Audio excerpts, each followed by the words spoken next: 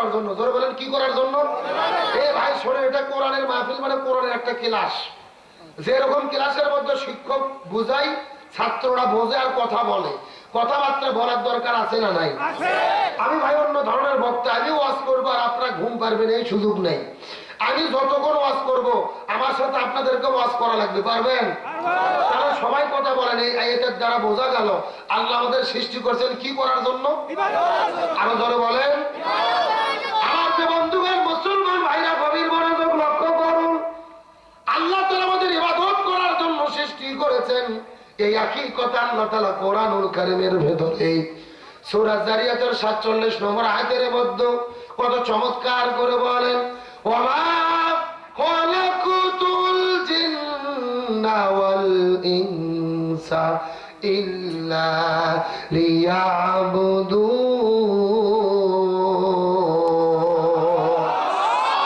আল্লাহ বলতেছে পৃথিবীর মানুষেরা গভীর মনোযোগ, আমি এই জমিনের মধ্যে মানুষ সৃষ্টি করেছি, জিন সৃষ্টি করেছি একমাত্র সবে মাত্র কেবলমাত্র আমি আল্লাহ আমার ইবাদত করার জন্য। তাহলে এই আয়াতের দ্বারাও বোঝা গেল আল্লাহ মানুষ এবং জিনকে সৃষ্টি করছেন কি করার জন্য? ইবাদত করার জন্য। এখন বলেন, আমরা যদি ইবাদত করি পুরস্কার আছে না নাই?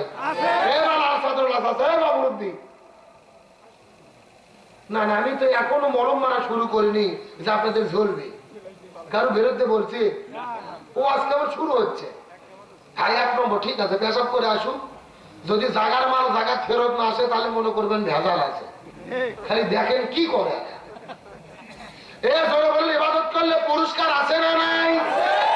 আল্লাহ তাআলা ইবাদত করলে কি পুরস্কার দেবেন এই সম্পর্কে আমার আল্লাহ তাআলা কোরআনুল কারীমের মধ্যে কত চমৎকার করে বলেন, ইয়া আইয়াতুহান নাফসুল মুতমাইন্না ইরজি ইলা রাব্বিকা রাদিয়াতাম মারদিয়া ফাদখুলি ফি ইবাদি ওয়াদখুলি জান্নাতি।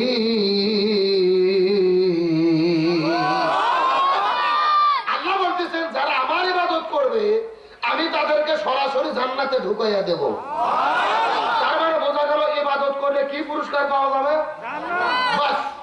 এতক্ষণ পর্যন্ত আলোচনা করার পরে আমরা আজকের আলোচনার সাবজেক্ট নির্ধারণ করলাম, ইবাদত কাকে বলে, ওহা কত প্রকার, কি কি, এবং আল্লাহর কাছে সবচেয়ে গুরুত্বপূর্ণ ইবাদত কোনটি জানার দরকার আছে না নাই?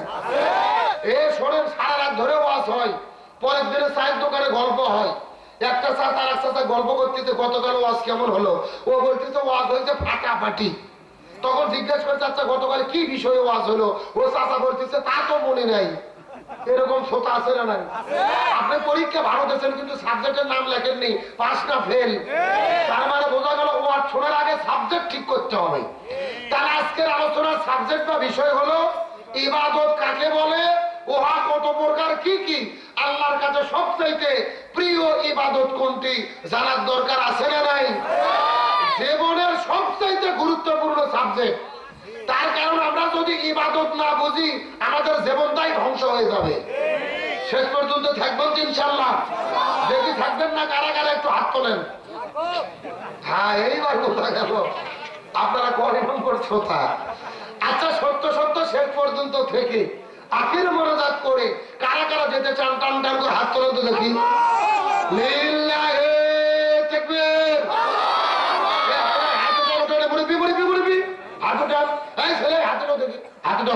সবাই একটু গলা কাকা জানতে দেখে লিল্লাহি তাকবীর। আল কোরআনের আলো, আল হাদিসের আলো, দুনিয়ার মুসলিম, ইসলামের শত্রুরা, কোরআন আছে যেখানে, আলেম ওলামা যেখানে,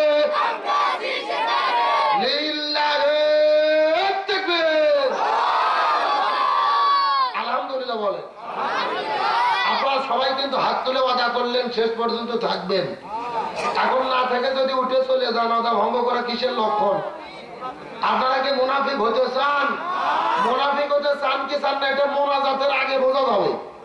আল্লাহ তাআলা শেষ পর্যন্ত আমাদের থাকার তৌফিক দান করুক, বলেন আমিন। হে মুসলমান ভাই, গভীর মনোযোগ লক্ষ্য করুন। আলোচনার বিষয় হলেন ইবাদত কাকে বলে, উহা কত প্রকার, কি কি আল্লাহর কাছে প্রিয় ইবাদত কোনটি। ইবাদত শব্দের শাব্দিক অর্থ হলো দাসত্ব করা, গোলামি করা, হুকুম মেনে চলা। একেবারে সোজা কথা, আল্লাহ কোরআনের ভেতরে 1000 আদেশ করেছে, 1000 নিষেধ করেছে। প্রত্যেকটা আদেশ এবং নিষেধ মেনে চলার নাম হলো ইবাদত। ভালো করে বলেন, শুধু নামাজ রোজা হজ জাকাতে ইবাদত নয়। আল্লাহ কোরআনে যত আদেশ করেছে, যত নিষেধ করেছে, আমাদের নবী হাদিসের ভেতরে যত আদেশ করেছে, যত নিষেধ করেছে, প্রত্যেকটা আদেশ এবং নিষেধ মেনে চলার নাম কি? আরো ধরে বলেন। ইবাদত প্রধানত 5 প্রকার। জোরে বলেন, কয় প্রকার? 1 নম্বর ব্যক্তিগত ইবাদত, 2 নম্বর পারিবারিক ইবাদত, 3 নম্বর সামাজিক ইবাদত, 4 নম্বর রাজনৈতিক ইবাদত, 5 নম্বর অর্থনৈতিক ইবাদত। 1 নম্বর ব্যক্তিগত ইবাদত। ব্যক্তিগত ইবাদত কাকে বলে? আল্লাহর কোরআন বলেছেন আকিমুস সালাহ ওয়া আতুজ যাকাত, নামাজ কায়েম করো, যাকাত প্রদান করো।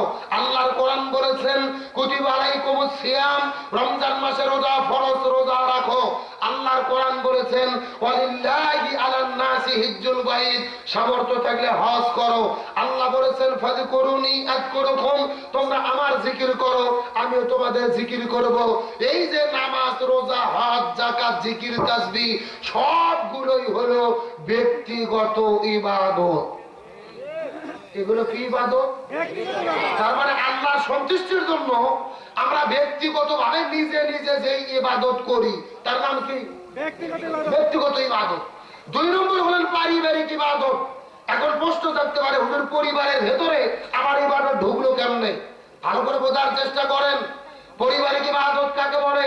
সন্তান পিতামাতার খেদমত করবে, পিতামাতা সন্তানকে দ্বীনের উপর লালন পালন করবে, স্ত্রী স্বামীর সেবা করবে, খেদমত করবে, স্বামীর কথা মতো জীবন চালাবে, স্বামী স্ত্রীর হক আদায় করবে, বড় ভাই ছোট ভাইকে ভালোবাসবে, স্নেহ করবে, ছোট ভাই বড় ভাইকে শ্রদ্ধা করবে। পরিবারের ভেতরে যত সদস্য থাকে কেউ কারো হক নষ্ট করবে না, প্রত্যেকে প্রত্যেকের হক আদায় করবে। এর নাম হলেন পারিবারিক ইবাদত। কি ইবাদত? আপনাদের গ্রামের নাম কি? জালসা। এই জালসা গ্রামের একটা মুরব্বী চাচা মারা গেছে, 2টা ছেলে রেখে, জমি রেখে গেছে 20 বিঘে। কয় বিঘা? 20 বিঘা। তাহলে 2 ভাই ভাগ পাবে কত করে? 10 বিঘা করে ভাগ পাবে। কিন্তু বড় ভাই জমি নিয়েছে 15 বিঘা, ছোট ভাইয়ের দিতে 5 বিঘা। এরকম 2-4 জন আল্লাহর ওলি আছে না নাই? আরো ধরে বলেন। আবার কি কায়দা? 10 বিঘা করে ঠিকই সমান ভাগ করছে, কিন্তু ওই যে পাশে কি যেন বাজার আছে না, কাওয়াল পাড়া নাকি কাউরি পাড়া, ওখানে যে জায়গা আছে 20 লক্ষ টাকা শতক জায়গার দাম, ওখানে বড় ভাই নেছে আর ছোট ভাই করছে তুই যা তোর মধ্যে ধান চাষ করে খা। এরকম জিবরাইলের খালাতো ভাই আছে না নাই? আমার বোন জমি পাবে 5 বিঘে, একদিন বাড়ির দাওয়াত দিয়ে মুরগি জবে করে গরুর গোস্ত এনে বিরিয়ানি রান্না করে বোনের গাও হাত দিয়ে সোনা ময়না করে দিয়ে টিয়ে পাখি বলে জমি পাবে 5 বিঘে, দেশে 1 বিঘে, 4 বিঘে মাছ দিয়েছে। এইরকম 2-4 জন আল্লাহর ওলি আছে না নাই? আরো ধরে বলেন। এর গভীর মনোযোগ ভালো করে বোঝার চেষ্টা করেন। হক হলেন 2 প্রকার, হকুল্লাহ, হকুল ইবাদ। আপনি সারা জীবন 1 ওয়াক্ত নামাজ পড়েননি, রমজান মাসে রোজা রাখেননি, হজ করেননি, যাকাত দেননি, আল্লাহর কাছে তওবা করেন, আল্লাহ চাইলে মাফ করে দিলেও দিতে পারে। কিন্তু আপনি বড় ভাই ছোট ভাইকে ঠকাইছেন, ভাই হয়ে বোনকে ঠকাইছেন, আপনার গ্রামের কোন মানুষকে ঠকাইছেন, আপনার ভাই বোন যতক্ষণ পর্যন্ত আপনাকে ক্ষমা না করবে আল্লাহ ততক্ষণ আপনাকে ক্ষমা করতে পারবে না। মনে প্রশ্ন থাকতে পারে, হুজুর এত বড় কথা, আল্লাহ ক্ষমা করতে পারবে না? হ্যাঁ, এটা আল্লাহ নিজেই বলেছে। নামাজ রোজা করেননি, আল্লাহ মাফ করবে। কিন্তু আপনি ছোট ভাইকে ঠকাইছেন, ওই ভাই যতক্ষণ আপনাকে মাফ না করবে আল্লাহ ততক্ষণ মাফ করবে। তাহলে এটা হলেন পারিবারিক ইবাদত। 3 নম্বর হলো সামাজিক ইবাদত। যারা বলেন কি ইবাদত? সমাজ বলতে আমরা কি বুঝি? গ্রাম, পাড়া, মহল্লা, এলাকা। এই ভালো করে বোঝার চেষ্টা করেন। আপনাদের গ্রামের এমনও মানুষ আছে 20 বিঘা জমির মালিক, অথবা চাকরি করে 1 লক্ষ টাকা মাসে বেতন পায়, অথবা ব্যবসা করে প্রতি মাসে 5 লক্ষ টাকা ইনকাম করে, প্রতি সন্ধ্যায় গরুর গোশত দিয়ে ভাত খায়। অথচ গ্রামের ভেতরে এমনও গরিব মানুষ আছে না খেয়ে থাকে, এমন লোক আছে না নাই? আপনি প্রতি সন্ধ্যায় গরুর গোশত দিয়ে ভাত খাবেন আর আপনার গ্রামের ভেতরে মানুষেরা না খেয়ে থাকবে, তার মানে বোঝা গেল আপনি সামাজিক ইবাদত পালন করতে পারেন নাই। আমার বন্ধুগণ, মুসলমান ভাইরা, গভীর মনোযোগ লক্ষ্য করুন। কোন দিকে নজর নাই, কোন দিকে তাকাতাকি নাই। জীবনের সবচেয়ে গুরুত্বপূর্ণ সাবজেক্টে ছোট্ট করে একটা আলোচনা করে আপনাদের মধ্য থেকে বিদায় নিয়ে চলে যাওয়ার চেষ্টা করব।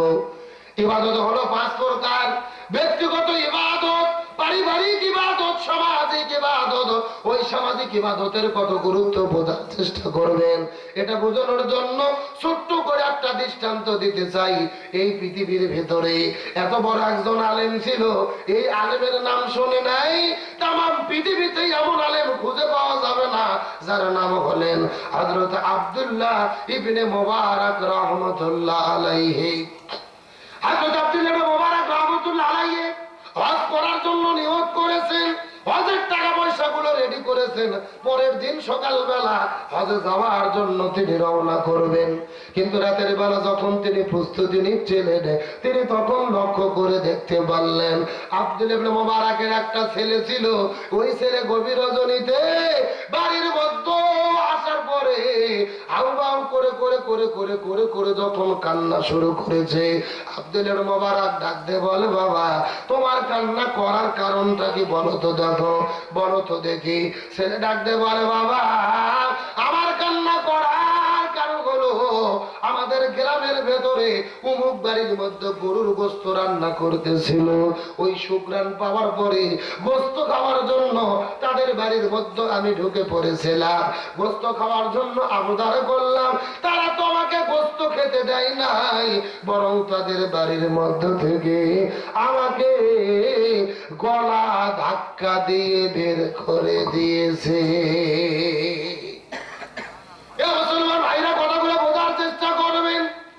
আব্দুল্লাহ ইবনে মুবারক মনে মনে চিন্তা করেছে, আমি তো দুনিয়ার ভেতরে জীবনে কাউকে কোনো কষ্ট দেই নাই, বরং আমি যতটুকু পারি মানুষের বিপদে দাঁড়ানোর চেষ্টা করেছি। আমার ছেলেকে গোশত দেবে না ঠিক আছে, তবে ছোট্ট বাচ্চাটাকে গলা ধাক্কা দিয়ে কেন ঘর থেকে বের করে দেওয়া হলো, এই চিন্তা করে সন্তানটার হাতটা জোরে ধরার পরে যেতে যেতে যেতে যেতে ওই মানুষের বাড়ির মধ্যে চলে গেলেন। যেই বাড়ির মধ্য থেকে সন্তানটাকে বের করে দেওয়া হয়েছে, ওই বাড়ির মধ্যে যাওয়ার পরে সঙ্গে সঙ্গে লক্ষ্য করে দেখে ওই বাড়ির যিনি মালিক ছিলেন চিৎকার করে ডেকে বলে, আমার কত বড় সৌভাগ্য, মনে হচ্ছে আসমানের চাঁদ আমার বাড়ি ঘরের মধ্যে ঢুকে পড়েছে, মনে হচ্ছে আসমানের তারকা আমার বাড়ির মধ্যে আগমন করেছে। আমি এত একটা গরিব মানুষ, আপনি হলেন জগৎ বিখ্যাত আলেম, অথচ আপনি আমার বাড়ির মধ্যে এসেছেন, আর চাইতে বড় সৌভাগ্য আর একটাও হতে পারে না। আব্দুল্লাহ ইবনে মুবারক ডেকে বলে, ভাই, আমার প্রশংসা পরে হবে, আগে তুমি হিসাব দাও তো দেখি, আমার সন্তানটাকে তুমি কেন গলা ধাক্কা দিয়ে বাড়ি থেকে বের করে দিলে?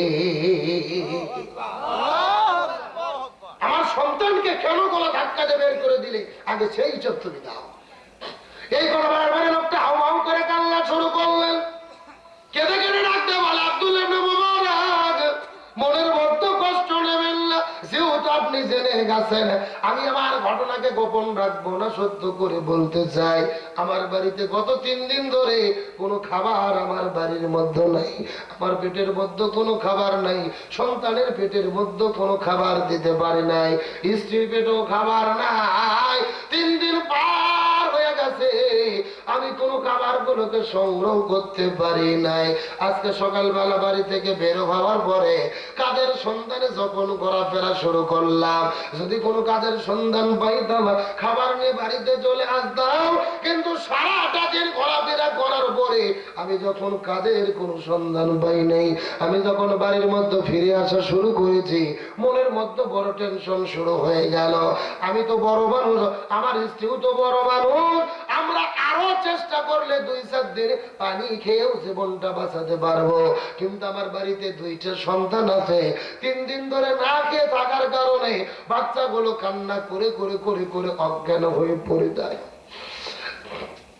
আমি সন্তানদেরকে কেমন করে বাঁচাবো? গত 3 দিন পার হয়ে গেছে, সন্তানদের মুখে কোনো খাবার দিতে পারিনি। এই চিন্তা করে করে লক্ষ্য করে দেখে ওই রাস্তার পাশে একটা মরা গরু পড়ে আছে। কিছু শকুর গিয়ে কিছু কুকুর গিয়ে ওই মরা গরুর গোস্ত গুলো কামড়ে কামড়ে খাচ্ছে। আমি তখন মনে মনে চিন্তা করলাম, সন্তানদের জীবন বাঁচানোর জন্য বলেও এখান থেকে কিছু গোস্ত নিয়ে যাওয়া দরকার। এই চিন্তা করে মরা গরুর মধ্য থেকে কিছু গোস্ত কাটার পরে আমি বাড়ির মধ্যে যখন নিয়ে চলে এসেছি, আমার স্ত্রী যখন গোস্তটাকে রান্না করা শুরু করে দিল, আপনার সন্তানটা ঘ্রাণ পাওয়ার পরে বাড়ির মধ্যে ঢুকেছে। ওই গোস্তটা খাইতে চেয়েছিল। আল্লাহ তো আপনাদের লক্ষ কোটি টাকার সম্পদ দান করেছে, যাকাত ফিতরার জিনিস আপনারা খান না, দান সৎকার জিনিস আপনারা খেতে চান না, কিন্তু আপনার ছেলেটাকে মরা গরুর গোস্ত আমি কেমন করে খাওয়াবো? হুজুর, আপনি মনের মধ্যে কষ্ট নেবেন না, আমি মরা গরুর গোস্ত আপনার সন্তানটাকে না খাওয়াইয়া যদি কোনো অপরাধ করে থাকে আপনি আমাকে শাস্তি দেন। যেই শাস্তি দেবেন ওই শাস্তিটাই মাথা পেতে নিতে যা। এই কথা শুনে হযরত আব্দুল্লাহ ইবনে মুবারক নিজের কাছে লজ্জিত হলেন। তিনি ঘরের মধ্যে থেকে বের হওয়ার পরে এক দৌড়ে বাড়ির মধ্যে চলে গেলেন। হজে যাওয়ার জন্য যেই টাকা জায়গার মধ্যে টাকা গচ্ছিত করেছিল, ওই টোকারে ঠলে একটা হাতের মধ্যে নিয়ে এক দৌড়াই মানুষের কাছে চলে গেলেন। যাওয়ার পরে ডাকতে বলে, ভাই, আমি ফরজ হজের আগেও আদায় করেছি, নফল করার জন্য এইবার যেতে চেয়েছিলাম। আমার গ্রামে তুমি না খেয়ে থাকবে আর আমি নফল হজ আদায় করব, এটা আমার করার জন্য কোনো দরকার নাই। হজের টাকাটা তোমাকে দান করে দিলাম, এই টাকাতে ব্যবসা করে খাবে অথবা তুমি জমিনে ফসল ফলায় খাবে। এই কথা বলার পরে আব্দুল্লাহ ইবনে মুবারক হজের টাকাটা দান করে দিলেন। হজের সফর বাতিল করে দিয়ে বাড়ির মধ্যে চলে গেলেন। কয়েক মাস পার হয়ে গেছে। হজ করার পরে এলাকার মানুষেরা যখন বাড়ির মধ্যে চলে এসেছে, আব্দুল্লাহ ইবনে মুবারক লক্ষ্য করে দেখতে পারলেন কিছু বন্ধু বান্ধব আব্দুল্লাহ ইবনে মুবারকের কাছে আসার পরে ডাক দিয়ে বলে, বন্ধু, আমাদের সাথে তুমি এই চালাকিটা কেমনে করলা, এই ছলচাতুরি কেমনে করলা? ওই হজ করার সময় আমরা তোমাকে লক্ষ্য করে দেখেছি, কিন্তু আসার সময় তোমাকে কেন খুঁজে পেলাম না? আমরা লক্ষ্য করে দেখেছি, আমরা কাবা ঘর যখন তাওয়াফ করতেছিলাম আমরা লক্ষ্য করে দেখেছি আমাদের চোখের সামনে তুমি বাইতুল্লাহ তাওয়াফ করেছো। লিল্লাহি তাকবীর। আমরা যখন সাফা মারওয়া সাই করেছি লক্ষ্য করে দেখেছি তুমি সাফা মারওয়া সাই করতেছো, ওই সন্তান শয়তানকে কঙ্কর নিক্ষেপ করতেছো। কিন্তু যখন হজের কাজ শেষ হয়ে গেল, বহু চেষ্টা করে আর তোমাকে খুঁজে পেলাম না। আব্দুল্লাহ ইবনে মুবারক, তুমি আমাদের সঙ্গে এমন কেন করলা? আব্দুল্লাহ ইবনে মুবারক বড় টেনশনের মধ্যে পড়ে গেলেন। রাতের বেলা তাহাজ্জুদ নামাজ পড়ে নামাজের সিজদায় গিয়ে আল্লাহর কাছে কেঁদে কেঁদে ডাকতে বলে, আল্লাহ, এমন কথা বন্ধুরা বলার পেছনে কারণ কি?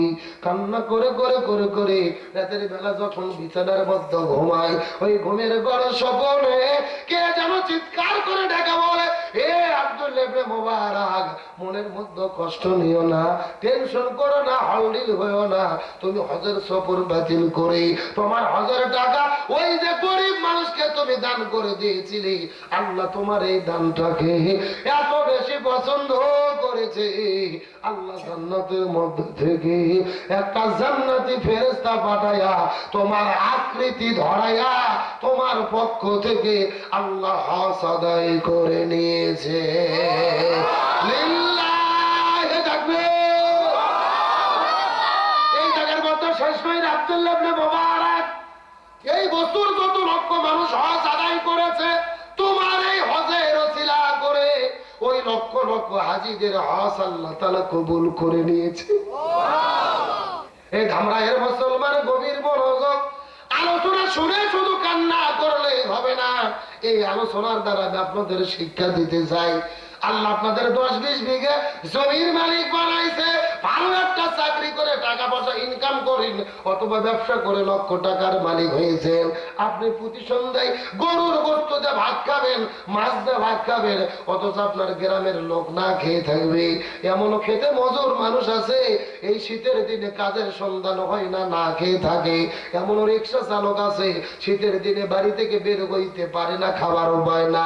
আপনি ঈদের দিনে 10,000 টাকা বাজার করবেন, গরুর গোশত কিনবেন, মুরগি রোস্ট করবেন, পোলাও করবেন, সন্তানদেরকে খাওয়াবেন, অথচ আপনার গ্রামের ভেতরে একটা গরিব মানুষ 200 টাকার একটা পোল্ট্রি মুরগিও কিনতে পারবে না। আপনি আপনার সন্তানটাকে 10-20 হাজার টাকা দিয়ে ঈদের আগে পাখি জামা কিনে দেবেন, আর আপনার গ্রামের গরিব মানুষ তার ছোট্ট বাচ্চার জন্য 200 টাকার একটা জামাও কিনতে পারবে না। আপনি শুধু ভালো থাকবেন, ভালো খাবেন, কিন্তু গ্রামের লোকের খবর নেবেন না। তার মানে বোঝা গেল আপনারা সামাজিক ইবাদত পালন করতে পারেন না। আর ধরে বলেন, আপনি শুধু নিজে ভালো থাকবেন, নিজে ভালো পড়বেন, নিজে ভালো খাবেন, নিজে ভালোভাবে চলবেন, এলাকার গ্রামের গরিব দুঃখীদের খবর নেবেন না, তাদের বিপদে পাশে দাঁড়াবেন না, তার মানে বোঝা গেল সামাজিক ইবাদত পালন করতে পারেন নাই। তাহলে চিৎকার করে বলেন, বিপদগ্রস্ত মানুষের পাশে দাঁড়ানোর দরকার আছে না নাই? হকের পক্ষে থাকার দরকার আছে না নাই? আলেমদের পক্ষে থাকার দরকার আছে না নাই? এই যে স্বৈরাচার হাসিনা পালিয়ে গেছে, তারপর আমরা কি 100% শান্তি পাইছি? এই যে গত 3 দিন আগে বাংলাদেশ থেকে বিদায় নিয়ে চলে গেল আমাদের প্রিয় ভাই শহীদ শরীফ ওসমান হাদি, ওই ঘাতকেরা গুলি করে জমিন থেকে বিদায় করে দিলেন। সারা বাংলাদেশের মানুষ ফুঁসে উঠলো। তত বড় পত্রিকায় ডেইলি স্টার পত্রিকাতে গিয়ে, তাদের অফিসে গিয়ে কে বা কারা হামলা করে আগুন জ্বালিয়ে দিল আমরা জানি না, এটাকে সমর্থন করি না। অথচ বর্তমান সরকার চতুর্দিকে ইচ্ছা মতো আলেমদের গ্রেফতার করে রিমান্ডের নামে নির্যাতন করতেছে। সরকারকে বলতে চাই, আলেমদের নির্যাতন দেখার জন্য এই দেশ আমরা নতুন করে স্বাধীন করি নাই। ভালো করে বলবেন, গত 16 বছর স্বৈরাচাররা আলেমদের অত্যাচার নির্যাতন করেছে, কত আলেমদের আইনা ঘরে বন্দী করেছে, আল্লামা সাঈদীকে হত্যা করেছে, কত আলেমদের নির্যাতন করেছে, কষ্ট দিয়েছে। আবারও স্বাধীন দেশে একই নির্যাতন যদি আলেমদের উপরে হয়, এটা কি মেনে নেওয়া যায়? এটা কি সহ্য করা যায়? ভালো করে বলবেন, প্রথম আলো পত্রিকার হামলা আমরা সমর্থন করি না, ডেইলি স্টারে কারা হামলা করেছে তাও জানি না, কিন্তু ঢালাও ভাবে আলেমদেরকে গ্রেফতার করে, ড্যাডিটিকারদের গ্রেফতার করে আপনার রিমান্ডের নামে অত্যাচার নির্যাতন করবেন, আর অন্যদিকে হাজির আসামিদেরকে ধরতে পারবেন না, যাদের ধরবেন আবার জামিনে মুক্ত করে দেবেন। এগুলো অভ্যুত্থানের সাথে গাদ্দারি আর বাটপারি ছাড়া কিছু হতে পারে না। দিনে দুপুরে হাজিকে গুলি মেরে আসামি ভারতে পালিয়ে গেল, ময়নারা ওদেরকে ধরতে পারে না, কত নাগা। আর নিরীহ আলেমদেরকে ধরে রিমান্ডের নামে অত্যাচার নির্যাতন করতেছে। তার মানে বোঝা যায় এদের আক্রোশ হলো দাড়ি টুপির উপরে, এদের আক্রোশ হলো আলেমদের উপরে। আমরা আইন উপদেষ্টা আছেন নজরুলকে বলি, ডক্টর মোহাম্মদ ইউনূসকে বলতে চাই, আগুন নিয়ে খেলা করবেন না। আলেম ওলামা রক্ত দিয়েছিল ওই যাত্রাবাড়িতে, এই জন্য 24-এর অভ্যুত্থান হয়েছিল। সুতরাং আলেমদেরকে ছোট করে দেখে নতুন করে ষড়যন্ত্র করে আলেমদের বিরুদ্ধে যারা দাঁড়াবে, এদেরও পরিণতি প্রকৃত স্বৈরাচারদের চেয়ে ভয়াবহ হবে। আমরা আলেমদের উপর অত্যাচার নির্যাতন মানতে পারি না। ভালো করে মনে রাখেন, এই আলেম যদি না থাকতো জন্মের পরে আপনার কানে আজান হতো না। এই আলেম যদি না থাকতো আপনারা বিয়ে করতে পারতেন না। আর আলেম যদি না থাকে, মরার পরে আপনাদের জানাজা হবে। জানাজা কে পড়াবে? নেতা। এমন এমন বাংলাদেশের নেতা, এদের সুরভাতে পরিবার দিয়ে 6 বার